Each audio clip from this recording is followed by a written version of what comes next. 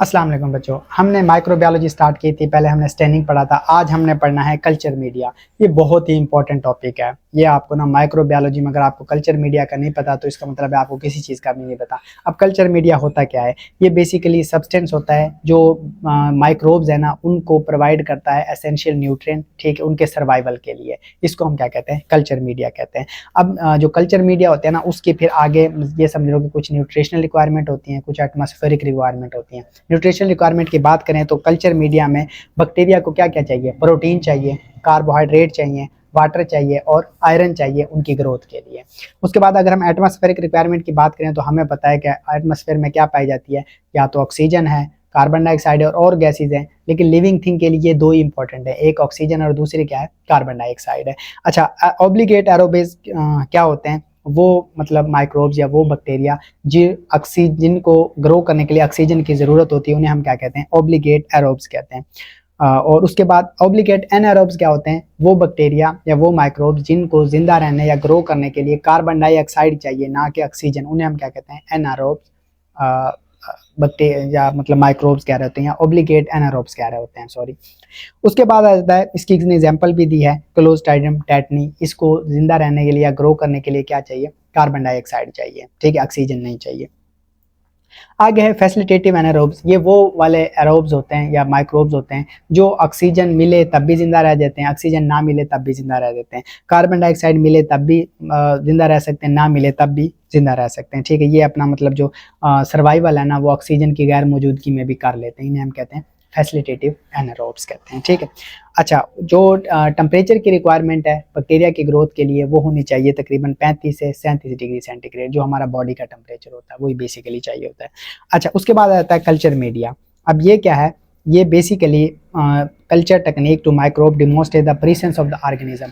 Basically culture media होता है कि आपको एक जगह पे लग रहा है कि यहाँ पे कुछ माइक्रोब्स हैं, ठीक है, तो आपने कुछ जो फॉर एग्जाम्पल जिस तरह बैक्टीरिया की रिक्वायरमेंट है वो वहाँ प्रोवाइड करनी है, तो वो वाले जो माइक्रोब्स हैं ना वो ग्रो कर जाएंगे। तो आप फिर जान पाओगे कि ये वाले माइक्रोब्स यहाँ पे क्या कर रहे हैं? ग्रो कर रहे हैं, तो इसका मतलब है यहाँ पे मौजूद हैं और यही इस बीमारी का काज बन रहे हैं। तो कल्चर मीडिया बेसिकली इसीलिए होता है कि किसी बीमारी में पाए जाने वाले जो माइक्रोब्स हैं ना उसको आइडेंटिफाई करना, फिर उसको ग्रो करना और उस पर रिसर्चेज वगैरह करना, ये इसमें आ जाता है, ठीक है।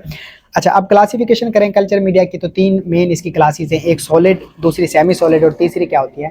लिक्विड होती है। सेमी सॉलिड्स की बात करें तो इसमें पेट्री डिश आ जाता है या कल्चर प्लेट्स आ जाती हैं। इसमें हम बोतल या ट्यूब भी यूज कर रहे होते हैं, ठीक है। अब इसमें क्या होता है? Solid purpose of culturing on the solid medium, मतलब पेट्री डिश होती है ना उसके ऊपर हम ग्रो करते हैं और पता करते हैं कि ये वाले बैक्टीरिया यहाँ पे ग्रो कर रहे हैं, ठीक है। अच्छा, उसके बाद आ जाता है सेमी सॉलिड कल्चर मीडिया। अब इसमें क्या होता है? ये culture media small amount of the agar, ठीक है, ये 0.4 to 5% क्या होता है? वेट बाई वॉल्यूम होता है लिक्विड मीडियम में, ठीक है। Semi solid mainly transport media for एक जगह से दूसरी जगह लगाने के लिए और बायोकेमिकल टेस्ट के लिए हम इसको क्या कर रहे होते हैं? इस्तेमाल कर रहे होते हैं। आगे आ जाता है आपका लिक्विड कल्चर मीडिया। ये भी क्या है? बहुत ज़्यादा इंपॉर्टेंट है। Liquid culture media mainly enrich, जिसमें ऑर्गेनिज्म को ना हम मतलब मीडिया को क्या करते हैं? इनरिच करके किसी भी बैक्टीरिया को क्या करवा रहे होते हैं? ग्रो करवा रहे होते हैं। इसकी सबसे बड़ी एग्जांपल क्या है? ब्लड कल्चर है।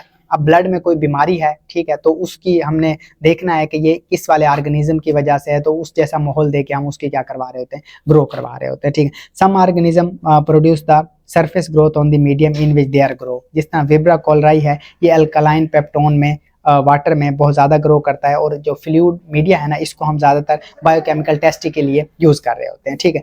अब इसकी कंपोजिशन देख लेते हैं कल्चर मीडिया की। एक होता है बेसिक मीडिया, एक होता है इनरिच मीडिया, एक होता है सिलेक्टिव मीडिया, एक होता है इंडिकेटर मीडिया, ट्रांसपोर्ट मीडिया और आइडेंटिफिकेशन मीडिया। बेसिक मीडिया तो सिंपल ही होता है, इसमें वही यानी कि जो बैक्टीरिया की रिक्वायरमेंट होती है ना, प्रोटीन, कार्बोहाइड्रेट और आयरन वगैरह, जो आयंस वगैरह चाहिए होते हैं, बस सिर्फ में वो होता है। इसकी एग्जांपल उसने दी हुई है, न्यूट्रिशनल एगर या न्यूट्रिएंट ब्रोथ वगैरह हम डाल देते हैं और उस पर बैक्टीरिया क्या कर रहे होते हैं? ग्रो कर रहे होते हैं। इनरिच मीडिया क्या होता है? इसमें ऑर्गेनिज्म की जो ग्रोथ है ना, जो उसकी एग्जिस्टिंग ग्रोथ है उसको मतलब फॉर एग्जांपल रिक्वायरमेंट के लिए, अब किसी बैक्टीरिया को कोई चीज़ चाहिए, किसी को कोई चीज़ चाहिए, तो हम वो चीज़ डाल देते हैं, इनरिच मीडिया कर देते हैं, उससे उसकी ग्रोथ क्या हो जाती है? काफ़ी ज़्यादा हो जाती है, ठीक है। इसकी एग्जांपल उसने दी हुई है, जिस तरह लाइस ब्लड है, सीरम पेप्टोन है, यीस्ट एक्सट्रैक्ट है, विटामिन वगैरह हैं, तो हम ये ब्लड अगर में डाल के उसकी मतलब ग्रोथ को ज़्यादा करके उसको ग्रो करवा रहे होते हैं। ठीक है, सिलेक्टिव मीडिया क्या होता है? अब ये वो वाला मीडिया होता है जो मतलब एक किस्म के बैक्टीरिया की ग्रोथ को तो क्या करे, इनहिबिट करे, और दूसरे किस्म की बैक्टीरिया की ग्रोथ को क्या कर दे,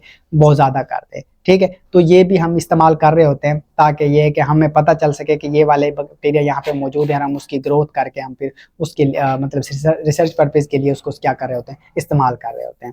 आगे आ जाते हैं इंडिकेटर मीडिया। ये बेसिकली डाइज के लिए हम इस्तेमाल करते हैं कि एक किस्म के बैक्टीरिया हैं, हम उसमें डाइज डाल देंगे तो उसको फिर क्या करना, देखना क्या हो जाता है, आसान हो जाता है, ताकि हम उसकी स्टडी इजीली कर सकें।